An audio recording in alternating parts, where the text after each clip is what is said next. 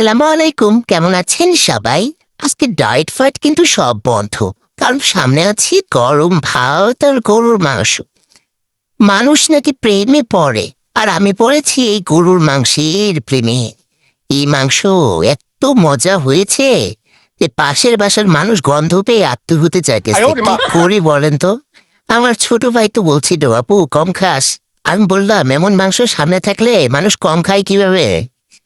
দেখেন দেখেন এই ঝোলের জন্যই তো 2 প্লেট ভাত 1 মিনিটেই শেষ হয়ে যায়।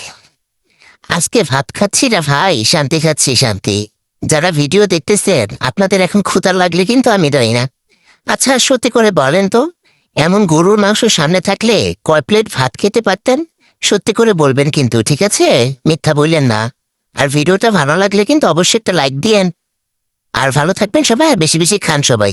আল্লাহ হাফেজ।